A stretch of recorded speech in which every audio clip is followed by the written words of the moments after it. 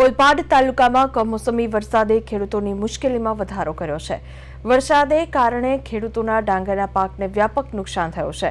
ઘણા ખેડૂતોએ પોતાના ડાંગરના પાકને જાહેર રસ્તા પર સૂકવવા માટે મૂક્યો હતો, પરંતુ અચાનક રાત્રિ દરમિયાન થયેલા વરસાદને કારણે તે સંપૂર્ણ પલળી ગયો છે।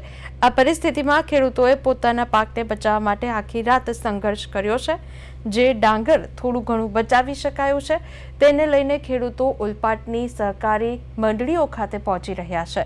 જો કે મંડળીઓની બહાર પોતાના ડાંગર વેચવા માટે ટ્રેક્ટરની 2 કિલોમીટર લાંબી કતારો લાગી છે।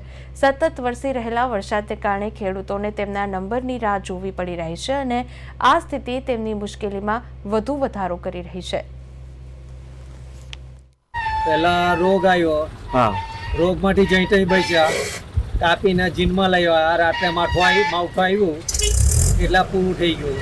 અડધી ગુણ ગમે એવી તાટપટી ઢાકેલી છે તો દરેકને થોડી થોડી ગુણ પડેલી છે। એ ગુણ ફરી રિટર્ન જાય છે।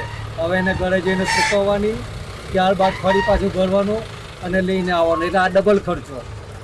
હવે જે ભારે ટ્રેક્ટર કરતા હોય કે ટેમ્પો કરતા હોય તેની શું પરિસ્થિતિ? જે ઓછું જેની જમીન છે એને જ ભારે કરે, એને ડબલ માર પડે।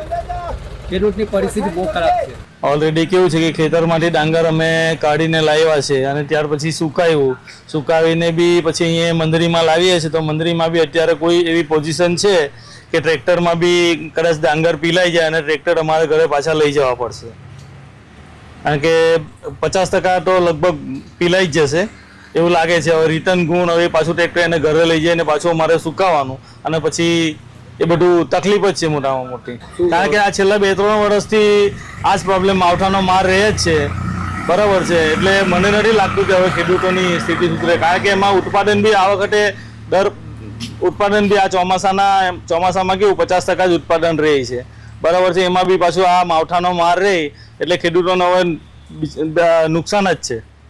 ખેડૂતોને એટલી હદે નુકસાન થઈ રહ્યું છે કે વરસાદ તમે જોઈ શકો છો કે વરસાદ હજુ પણ ચાલુ જ છે। ખેતરમાંથી લાવીને બહાર કાઢે તો પણ ઢાંક્યું, પલરાયું, થોડુંક લાવ્યા આટલે ગાડી તો અહીંયા પણ માવઠું ચાલુ જ છે ને અહીંયા પણ અડધી ગુણો પલરાઈ જાય છે ને અડધી ગુણો પાછી રિટર્ન થાય છે। કાલે સવારથી આવેલો છું હું, અત્યારે પણ નંબર લાગે એવો નથી। આજે સાંજ સુધી કદાચ નંબર લાગી જાય। ગયા વર્ષ કરતાં આ વર્ષે તો સખત નુકસાન છે।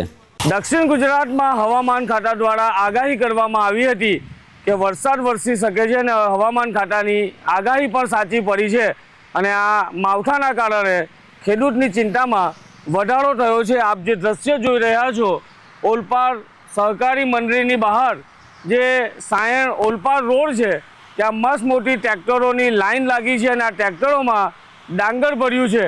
ખેડૂતે રાત દિવસ એક કરીને પાક તૈયાર કર્યો છે અને હવામાન ખાતાની આગાહી મુજબ ખેડૂતો ચિંતામાં મુકાયા છે અને ડાંગરનો પાક ભરીને ખેડૂતો છે તે હવે મંડળીમાં પોતાના ટ્રેક્ટરમાં લઈને આવ્યા છે। પરંતુ આપ જે રીતે વરસાદ વરસી રહ્યો છે, માવઠું થઈ રહ્યું છે, ખેડૂત ચિંતામાં છે, કારણ કે એમનો નંબર ક્યારે લાગશે, કારણ કે મસ્ત મોટી લાઈનો લાગી ગઈ છે અને સહકારી મંડળીમાં ડાંગર જે પલરેલું ડાંગર છે તે મંડળી સંચાલકો લેવાનો પણ ઇનકાર કરી રહ્યા છે અને ગયા વર્ષની જેમ આ વર્ષે પણ ખેડૂતોને ભારે નુકસાન થવાના એઢાણ વર્તાઈ રહ્યા છે, કારણ કે માવઠું સતત પડી રહ્યું છે અને ખેડૂતો છે તે પોતાનો ડાંગરનો પાક આખી રાત છે તે મહેનત કરીને સુરક્ષિત સહકારી મંડળી સુધી લાવ્યા છે, પણ ફરી વરસાદ શરૂ થયો છે અને મસ્ત મોટી લાઈનના કારણે તેમનો નંબર ક્યારે આવશે। પરંતુ સવાલ એ છે કે ગયા વર્ષની જેમ આ વર્ષે પણ ખેડૂતને રાતા પાણી રોવાનો વારો આવે એવી શક્યતા જોવાઈ રહી છે। હાથમાં આવેલો કોરિયો છીનવાઈ જાય એવા ઘાટ સર્જાયા છે અને આ ખેડૂત કહી રહ્યો છે કે ભાવ તો સારા મળે કે ના મળે, હાલ તો ડાંગરને કઈ રીતે બચાવવું ને મંડળીમાં કઈ રીતે પહોંચાડવું તેની ચિંતા આ ખેડૂતોને સતાવી રહી છે। કિરણસિંહ ગોહિલ, પ્રદેશ 24, સુરત।